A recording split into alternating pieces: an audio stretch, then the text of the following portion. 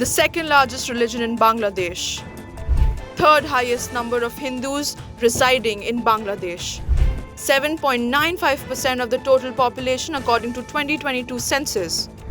How and why the percentage of Hindus have changed in Bangladesh over the years. Hello and welcome to this episode of Explained by NewsX. I'm Devika Devan. The situation in Bangladesh right now, viewers, is critical. We're seeing a wave of unrest and chaos that many are calling breakdown of law and order. At the center of this storm is the interim government led by Mohammad Yunus, which seems to be struggling to keep a grip on their country. While Yunus's government is under fire, the Inqilab Moncha, a group known for its hardline anti-India stance, has been quick to point fingers. Hadi's own brother has publicly accused the interim government of orchestrating the murder as a way to derail or postpone the national elections, which are officially set for the 12th of February 2026. This has created a dangerous vacuum where violent mobs are essentially ruling the streets, fueled by a narrative that any pro-India or pro-Hasina element is a threat to their revolution. But today we need to focus on what this means for Indians living in Bangladesh. If people like Deepu Chandra Das, a garment worker, were beaten to death and set on fire in Memsing over baseless blasphemy rumors, or Amrit Mondal, who was lynched in Rajbari just days later, are not safe in their own country, then imagine the fear that hangs over the heads of Indians living in Bangladesh today. According to official data from the Ministry of External Affairs, there are roughly 19,000 Indian nationals living in Bangladesh. But it's the profile of this community that really matters. The largest group are the students. Nearly 9,000 of them, and almost all are in the medical education sector. Why? Because the curriculum is nearly identical to that in India, but the cost is a fraction of what private colleges in India charge.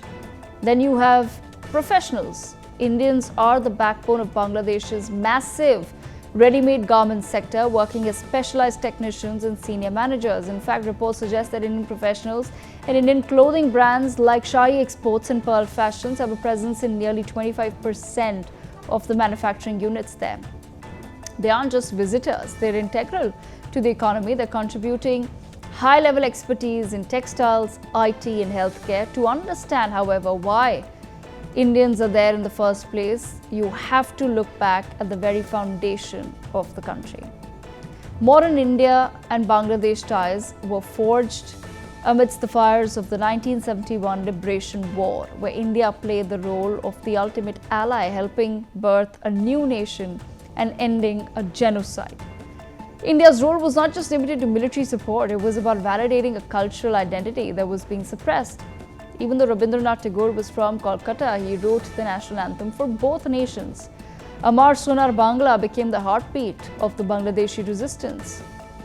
For decades after 1971, the bond was about shared history and gratitude. But as Bangladesh transformed into an economic tiger, the reasons for moving shifted from sentiment to opportunity. It became a win-win situation. India's talent helped fuel Bangladeshi exports, and Bangladeshi universities offer a gateway for the Indian middle-class dream.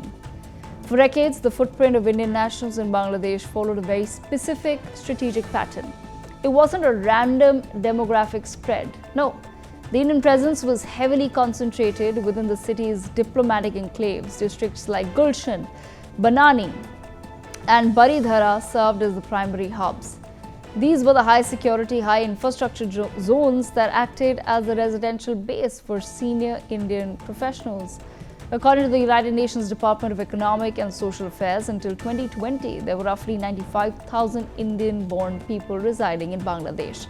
The numbers may seem modest, but it's actually one of the largest groups of Indian migrants in any neighboring South Asian country. However, when Sheikh Hasina, viewers, was ousted in August 2024, that stability vanished overnight. We saw a massive immediate exodus. In the first few weeks of the unrest alone, more than 7,200 Indian students, mostly those studying medicine, were rushed back across the border. On the 18th of December 2025, the Indian Assistant High Commission in Chittagong was targeted by a violent mob. Protesters pelted stones at the premises in the official residence. Operations were officially suspended at the Chittagong Visa Application Center on the 21st of December, citing an indefinite closure due to security concerns. In the current landscape, India's approach to facilitating travel for its citizens in Bangladesh is one of extreme caution and reactive assistance. The Indian High Commission in Dhaka has established 24-hour emergency helplines.